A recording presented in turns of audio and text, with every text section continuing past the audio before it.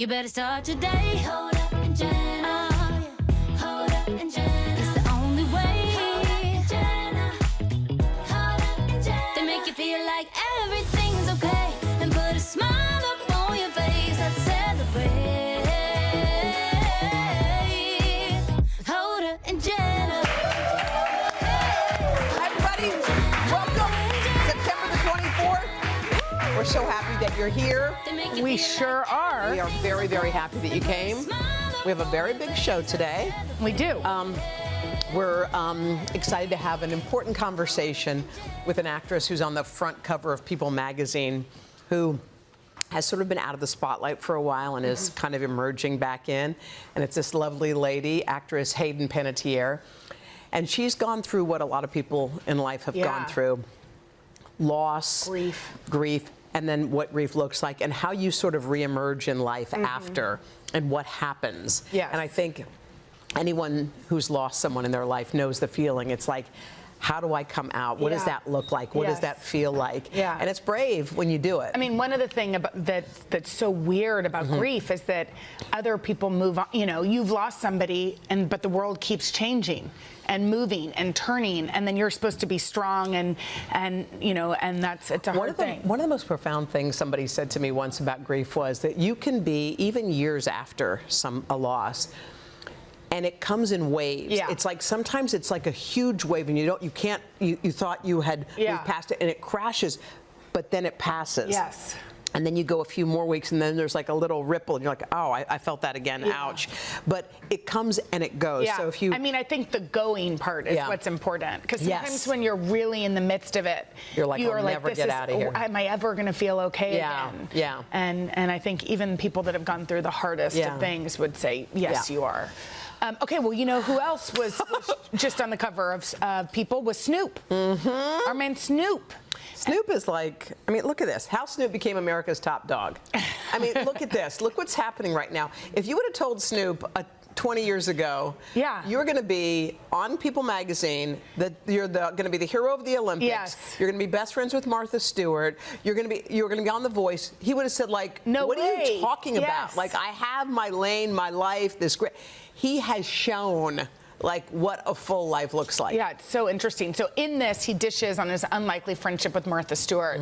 They met in 2008. Yeah. And he said they're both constantly pushing each other, which it's so, you know what it is they're so different. So they're constantly pushing each other to try things that they would not normally try. I think that's important in a friendship and a relationship, because someone needs to be the risk taker. Someone needs the person who You're says, the risk taker too. I do take risks, but I feel like if you have someone who goes, we can do this. Like, and sometimes you need we can do it. We can do this together. But the fact that Martha said to Snoop, you know, hey, what about a cookbook? Or why don't you get a sneaker deal with Skechers? He would have never done Skechers. Would Snoop he have wasn't done even, Skechers? I don't know that he was even hearing about it. He didn't know because somebody called and nobody. But the point is like now Snoop knew that was a great opportunity, a great one for Skechers. I think sometimes even just having a friend who sort of sees you, having multiple friends who are like, wait, I believe in you, empowers you to do things that sort of are outside of what you would do. And I think some of your friends go, oh, you're not like that. You're not that type. But you're like, wait, I could be that type. Because they see you the way you always were. I remember when Kathy Lee was here, people used to think that she was all zany. But in real life, she was 90% serious and 10% kind of zany. But it's sort of like people want you in their little box. Whatever they think of you and but it is funny because people change. You know, you can change and evolve, and friendships move. And Martha and Snoop are so great. Yeah, we like it. Martha and Snoop are so perfect. We love them. Okay, so Kristen Bell recently admitted to making what some people might think is a risky parenting move. I guess she got a lot of criticism for this crazy thing. Okay. Yeah. Well, she and her husband, Dax Shepard, are parents to daughters Lincoln, who are 11, and Delta, who's 9. So she was on Jimmy Kimmel, and she told them that they took a family vacation to Europe, and she said that they decided that they were going to try some free-range parenting. So take a look. The hotel opens up into the theme park. And so we just were kind of like, are we going to like free range parenting and roll the die here? We let them wake up. They woke up at like 6 every morning. They like scanned their bracelets to go outside. Didn't see them for 7 hours. Oh, really? That was Just really running around Copenhagen. And that was okay. Apparently, they're both alive. I support it. You like it? Remember when I let 7 my hours? kids walk by themselves in the LaGuardia airport, and Henry But you know, said you to me, went to the bathroom. And well, there were three of and them. they walked to the bathroom.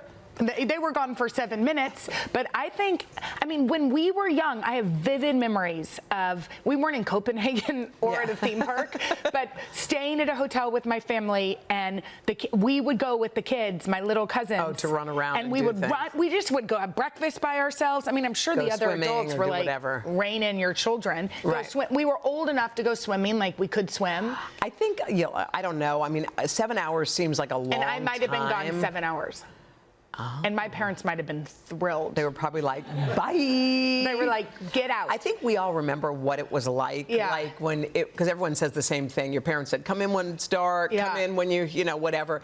And that's the way it used to be. And now it's so not like that. Well, I just think we've overcompensated. Yeah, I think and so. I don't know, 7 hours in Copenhagen it seems extreme, but I feel like had somebody said this story in the 80s or 90s, and maybe we take the Europe out of it, I don't know. Yeah. The other country. It would have been like, people would have been like, of course. yeah. It's like letting your kid be at a fair. Yes. When you're, off and there, running. but not really there. I mean, I have mixed feelings about it because, we do so many stories on weirdos that you're like, oh, God. I mean, I hate that. That Dateline, the Dateline I photo know. just popped out, Well, and I'd like her to go back. Get back in the hole. Back in. All right. Take her back. We got a great show for you today. We've got actress Hayden Panettiere here. We're going to talk about her new film and her very personal journey to better health. We're happy that she is here. Plus, actor Adam Brody gives us a sneak peek of his new rom-com with Kristen Bell. But first, guess who's here? Our pal Kaylee Hartung with the sports stars having a pop culture moment after this. Today, we are kicking off a brand new series where sports meets pop culture. Let's get started. It's time for The Score. Okay, this is so exciting because now we have here today contributing correspondent Kaylee Hartung. Kaylee, is it true this is the first time you've been on this program? Welcome. It is. No one's more excited than my grandmother. She loves you both. She does? Tell her Yes. thank you. What is her name? Elva. Elva. I call her Gran, but she's we love watching you, in back. Gran. Okay. Let's talk to Mar Last night. Hamlin last I mean, night. for our inaugural The Score segment, could we have a more special and just inspiring moment? So as we all remember, Damar Hamlin, less than 2 years ago, suffered cardiac arrest during a Monday Night Football game. Fast forward to last night, again on Monday Night Football, and he gets the first interception of his career. Did the crowd go Watch crazy? this reaction. You're going to absolutely love it. Yeah. His teammates, everyone in Buffalo, no matter who you were cheering for in this game. Yes. Oh, I love it. Oh, You have my to God, love. the I mean, place this is went one of the greatest crazy. comeback stories in the history of American Yeah, because sports. it's not only, it's comeback of spirit and health. We love we that. all love that. Okay, there were some headlines, and I just see a man sitting on a bench with a sad face. And his girlfriend. And it nowhere wasn't to be Henry seen. Hager, but what happened? What happened? Where was our girl? Okay, so here's the thing. I think we've all been in relationships where you want to support your partner, but it can't be a full-time job. No. So Taylor had a girls' weekend in New York, it would seem. We saw her and Gigi Hadid out to dinner, the new corner store. Shout out to the guys at Catch behind that. It's fantastic. They had a fun little girls' weekend, and she didn't make the trip to Atlanta to watch the Chiefs play the Falcons. And yes, there were some images of Travis on the sidelines. Here's the thing: Travis is not putting up. There's something Hall of about Fame the numbers. mustache that just makes it extra sad. Makes it extra sad. So he's not putting up the numbers. He's not putting up the numbers and the stats that we're used to seeing from him. Patrick Mahomes said it himself. He was like, look, teams have so much respect for Travis because he's established himself as such a great player.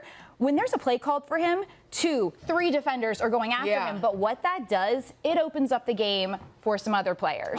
And this is the perfect way to introduce America to undrafted rookie running back Carson Steele. Nobody saw this guy coming, but he's one of those guys who's getting this guy? opportunities. Yeah, we because like him. Travis is double teamed. Carson He had Steele. his first NFL start on Sunday, and get this, his parents his family. Yeah. They didn't even see this moment coming. His sister got married. Oh, no, on on the Sunday. same night? She sent her save the dates out. Wait, look. A year prior, Wait, what's happening Melissa here? Stark from Sunday Night Football got this great video from the wedding reception. That is They're watching. everybody at the wedding. It turned into a watch party for What? Carson Steele's first I NFL start wonder in how a the great game. groom feels about that. Oh, he was all probably in. in. I think, I think totally- he sent the video. Oh, Yeah. cool. Wait, but can we go back to Travis and Taylor for a second? There are some rumors, and this has happened. Like, do we remember when Carrie Underwood dated Tony Romo years Oh, that and was years bad. ago?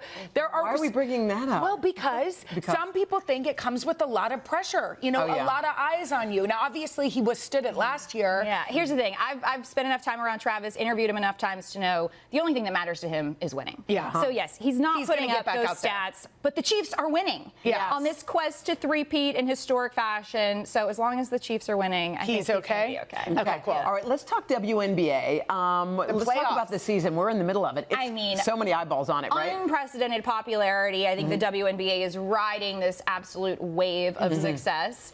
One playoff game, as things got underway over the weekend, had nearly 2 million viewers. Oh, That's wow. like That's amazing. triple what they're used to having. Right. I'll give you one guess who was playing in that Yeah, playoff we game. know. Caitlin Clark. Exactly. But her playoff debut ended in a blowout loss and a black eye. Oh, no. Oh, what happened? Not the debut that Something. she wanted. Okay, Yeah, elbow all to right. the face early in the Dang. game. Okay. But she's got a chance Wednesday night to keep Indiana's playoff hopes alive. They haven't been in the playoffs in like over a decade, so this is a big deal for them. Let's talk MVP. Oh my gosh, Asia Wilson. Just as predictable as Caitlin Clark being Rookie of the Year, Asia Wilson with her third MVP. Wow. Amazing. I mean, an absolute By the way, dominant she looked historic amazing season. in that red suit. Oh, I thought that the MVP trophy was like the best accessory to this red power suit that she was wearing. Wow. 100%. Look at her. As She you have brought both it seen, A+. the WNBA tunnel has become something of a catwalk for these women, absolutely Okay. rocking it. Can we talk gymnastics? Because Yes. although the Olympics You wanna are talk over, gymnastics? Yes, What I are you- do, girl. Let's go. Let's go. The Gold Over America Tour is back in action. You know how this goes. It's like a victory lap around the country for Simone and some of her best Team USA teammates, and they're on the road. Everywhere, all over the U.S., It's right? so cool. I have to say, I went to their very first show of this did? tour Where was it? when they launched it after the Tokyo Games. Oh, how was it? And it was like a gymnastics meets pop concert, a total incredible spectacle. Highly recommend to see the little girls in the audience, as we saw in Paris, the energy, the excitement. out. And here's the thing, it's not a competition. They are just putting on a show. They are having the time of their lives. And this year they got the boys involved too. Oh, awesome. Yeah. Oh, I'm I glad love- they got yeah, the I boys love them. involved. They did well, too. Yeah. Yeah, they sure Exactly. did. Kaylee, this was Kaylee, awesome. I have to say, your first go here? Was a 10. It was a 10. It was a 10. Well, while we're talking about sports, this Sunday, Josh Allen and the Bills. I think this is Kaylee's cup. Okay, go ahead. Yeah, this Sunday. I mean, we were just talking about the Bills. Well, they're going to take on Lamar Jackson. Let's see if DeMar Hamlin can pick him off. And the Ravens at 7 p.m. Eastern on NBC and streaming on Peacock. Awesome. Oh, Thank girl. you. All right, coming up next, we're very excited because actress Hayden Panettiere, she's got a brand new movie, and we are here to talk about coming up right after this.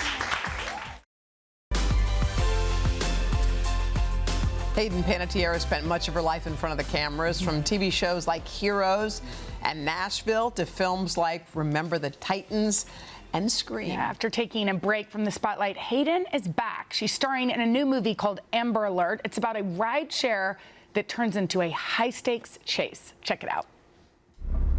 Hey, look at that car right there. Which one, the black one? What kind of car is that? It's a Camry. You know what the Camry looks like? What did your friends drive in high school? Look, Put it out without a plate number? I bet it looks just like the one in the picture. Yeah, but we probably drove past like 5 of these already.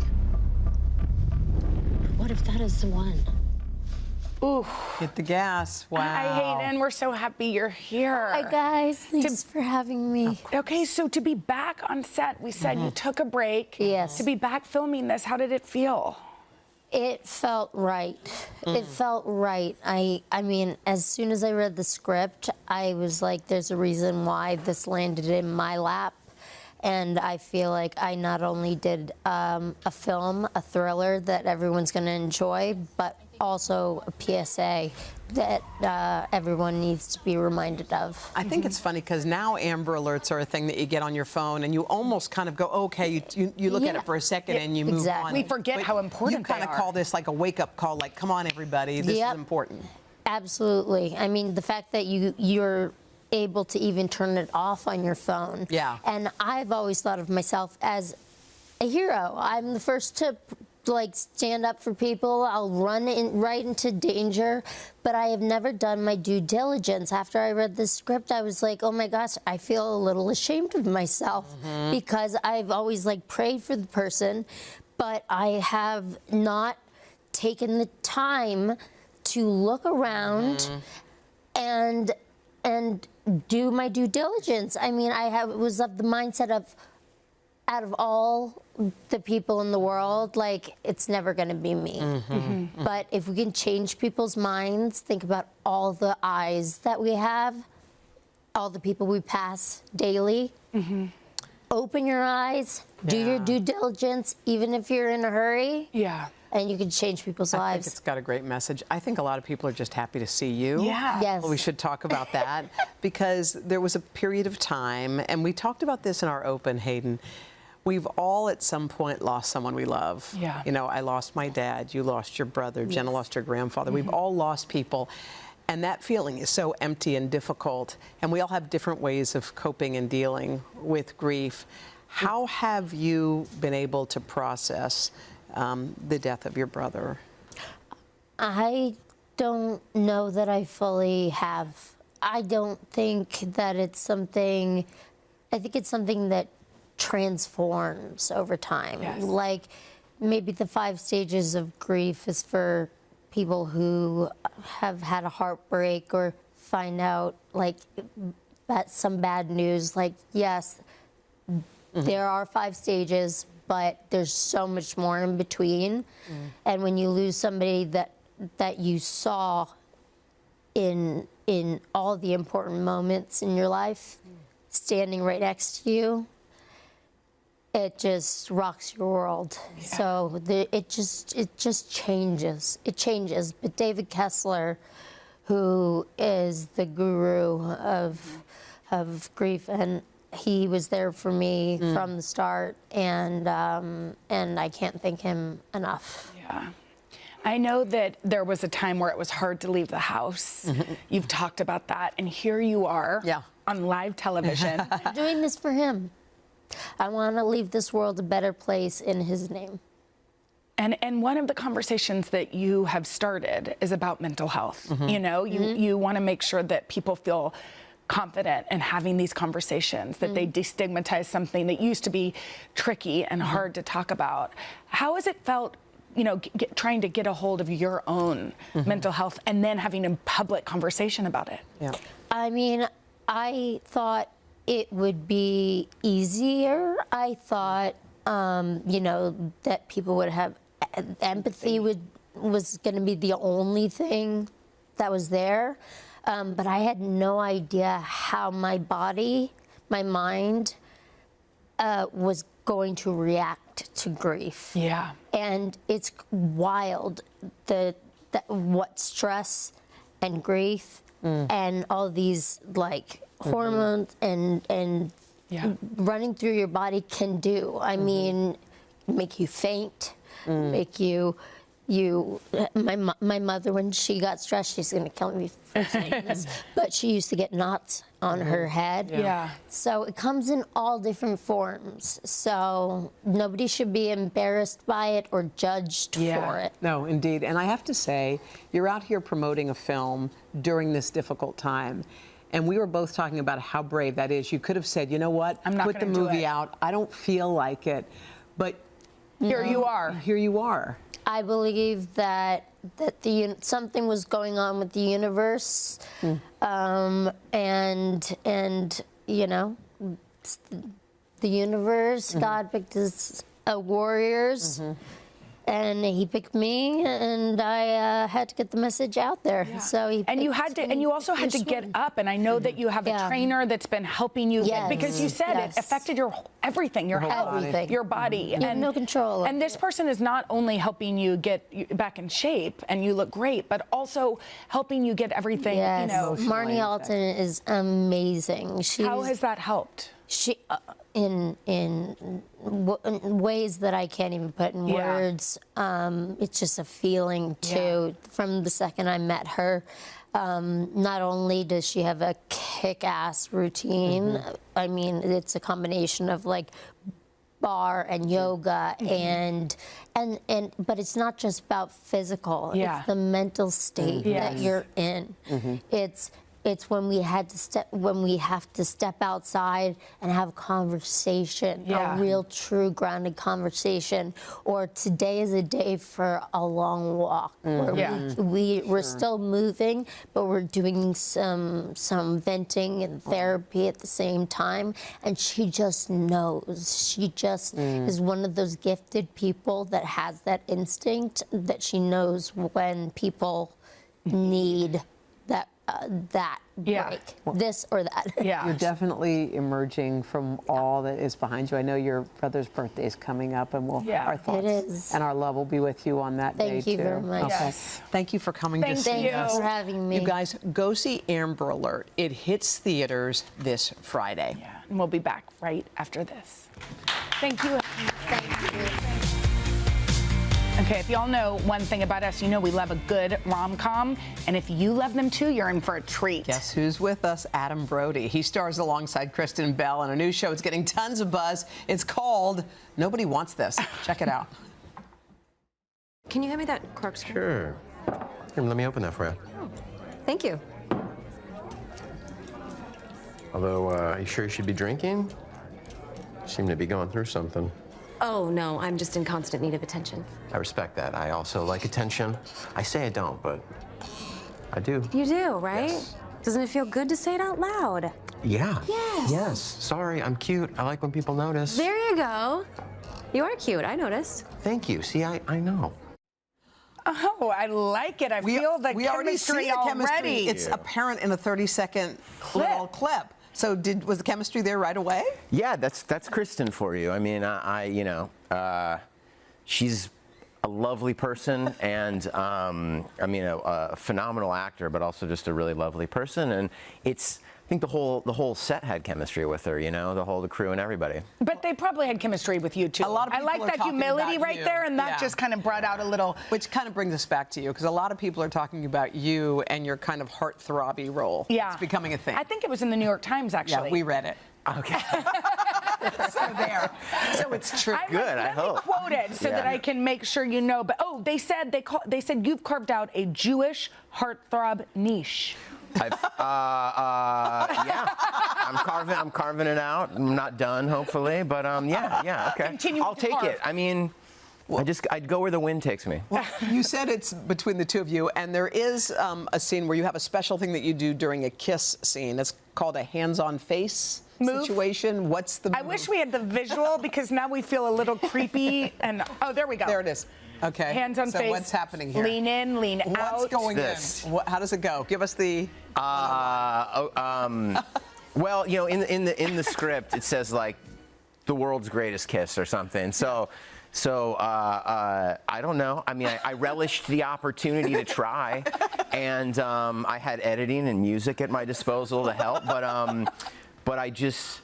That to me just said, you know, take your time. It's going to require some time. That's good. And yeah, I don't know. No, the improv and sort of the interpretation that goes into the world's greatest kiss. That's a lot of pressure on us. Yeah. But up for the challenge, and like I said, I relish the opportunity to give a good on-screen kiss. You know, I don't know. So you guys have great chemistry, but it was revealed that you guys haven't seen each other's kind of famous shows. Like Kristen never watched Yeah. And you never watched. Maybe that's the chemistry. Maybe that's the, you know, we're ignorant of each other's early work. Yeah. But we've been friends for a long time. We've worked together several times. Not this consistently or intimately. Well, we've worked together pretty intimately, but still. But no hands on the face. Yeah. No hands on the face, although, you know, there's been other romantic scenes. Oh. Yeah, I won't. You know, well, we should point out. There's an anecdote, but I'll save it for the late night. Oh, okay. Well, for anyone who's watching, you've been married for 10 years. Yeah. What's the magic of your relationship, your real life relationship? Oh, pick someone good. You know, be lucky and be in love with someone who's great, and then just kind of listen to them.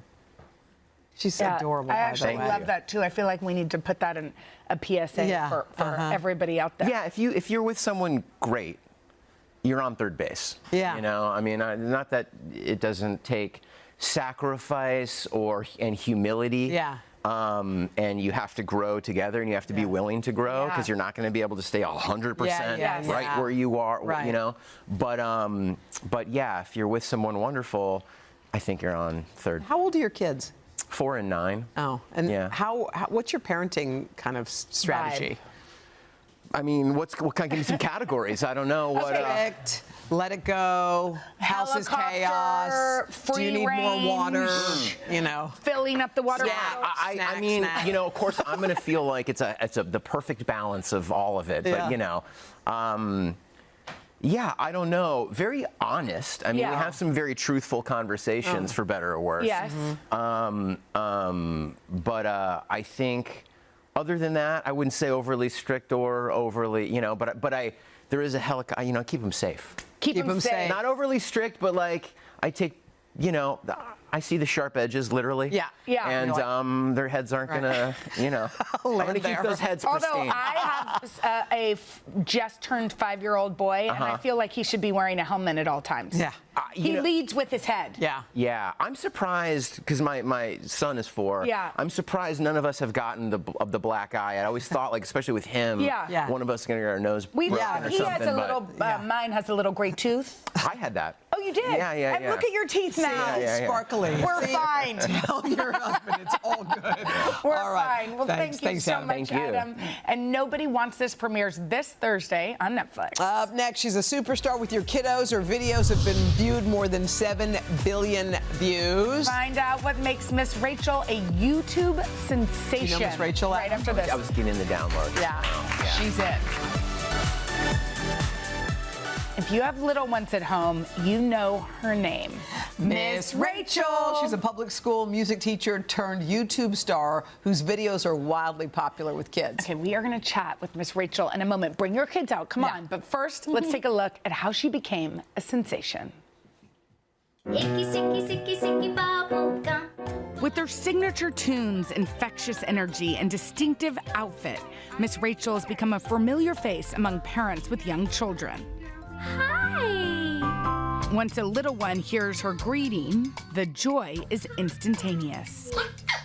Rachel Accurso, also known as Miss Rachel, holds a dual master's degree in early childhood development and music education. Beep, beep, beep.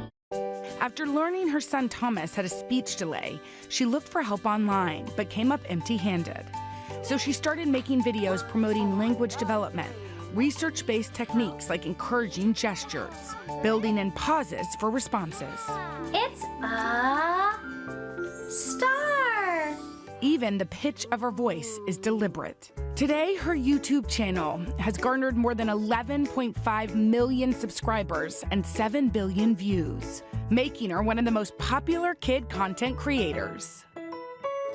Oh, we're so excited. And now she's out with her first children's book. It's called Miss Rachel and the Special Surprise. Hi. We're so happy you're here. Thank you for having me. I'm so happy to be here. I mean, what's so amazing is that you have this talent.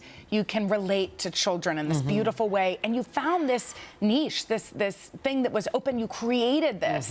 When did you realize you could relate to kids in this really profound way? When I was pretty young, I got a job at a preschool, and my supervisor said, "You have a rare gift with children that I don't see often." And I was like, wow, wow, I didn't know that. And I think at that time in life, you're so sometimes focused on your looks being why you're valuable, or trying to, back then magazines. And then I was like, oh wow, my value is that I can help kids and find out of the box ways to help kids. And that changed my life. It was so transformative. To have that dream that you want to do something with kids, and to turn it into an idea, to turn it into 11 billion views or whatever it is, that's an incredible road. How long did it take you to go from, wow, someone should come up with content for kids, to, making your own? I think I just try things, and we did use like a pile of books to put the camera on, and it wasn't that good at first, but you learn, and if you jump in, I think.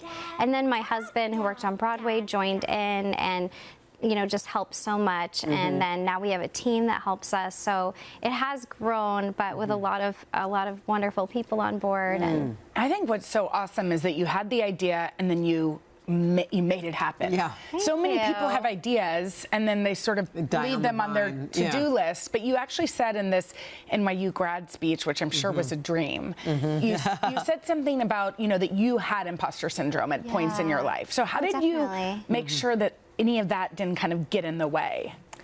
I think you can't underestimate a mom that wants to help her little boy. It makes me tear up. When you see that your child can't communicate and they're frustrated, and something that comes easily to some kids isn't coming, you're like, I'm gonna make you a show. It kind of was for him. It sort of was for him. Yeah, it was for him, and then thinking about other little ones that also had those needs. And it's hard to sometimes access speech therapy, and early intervention is wonderful, so I highly recommend it. But it can be expensive. Yeah, that's like it is free or low cost in most states, but you're right, like speech therapy, the kind, it can be really expensive. Yeah. You have a gift, like you were told way back in the day, but are there things that parents can do? Like sometimes I feel like I'm not quite talking to my kids in the right way. Is there something that you're doing that we could pick up and go, oh, maybe that would help me communicate with my kid, keep my kid engaged? Well, my area of expertise is the real little ones, like early childhood. But no, that's important because some people, don't know. I was a teacher too, and how important 0 to 2 is. Yeah. It's and such what an important time for the so brain. Talk about for people with babies at home. So one of the tips we have is to read daily with your little one, and one of my hacks is. With Thomas, I would read to him at lunch because he's in a high chair. That's so he was a smart. very busy guy. Yeah. So I'd be like, let me get out the book and be like, where's Spot? And he's eating, and he can see my face. So it's wonderful to make reading part of your day and snuggle with your little ones and have them on your lap. But it's also great to face them with the book. So that they can see your mouth moving. Yeah, you're in. The other thing you said, I actually had this advice from a mom, a grandmother gave this advice to me, which is about narrating your day. How important it is, because you may feel like it's wild that you're speaking to somebody that can't speak back, but you say speak and so give us examples. The babies need to hear language. So good morning. I'm so happy to see you. Let's walk to the kitchen. Walk, walk, walk. I need some coffee. Just anything.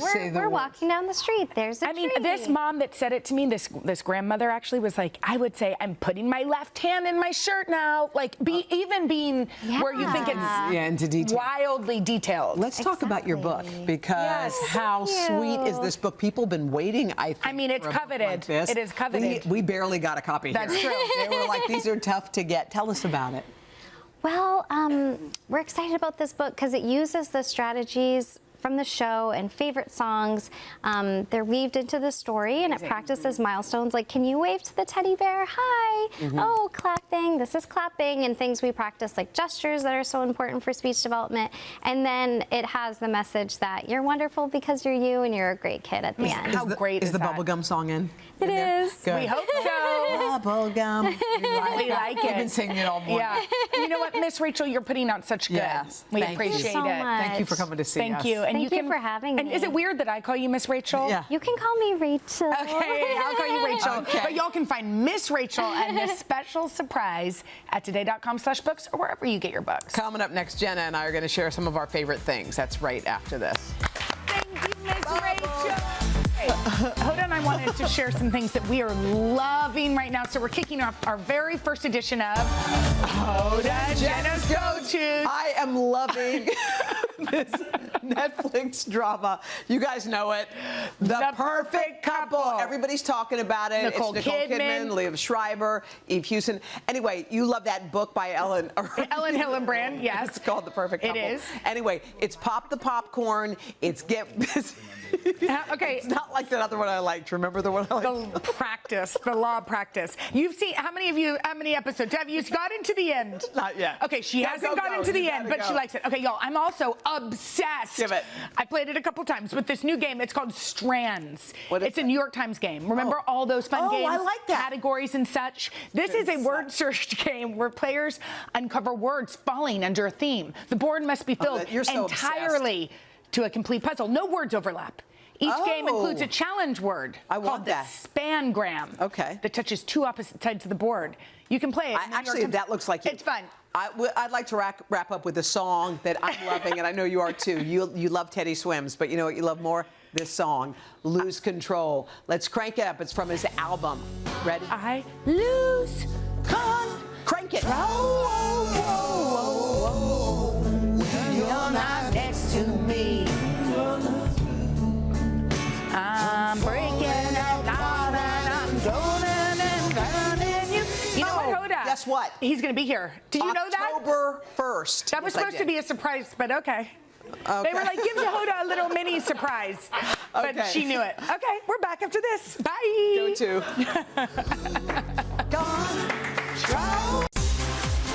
Coming up tomorrow, we're going to catch up with Susan Kelechi Watson. Plus, Questlove drops by, and Blue Sister's author Coco Meller. She's so cool. If you haven't read the book, you have 24 hours. Bye. That's mandatory.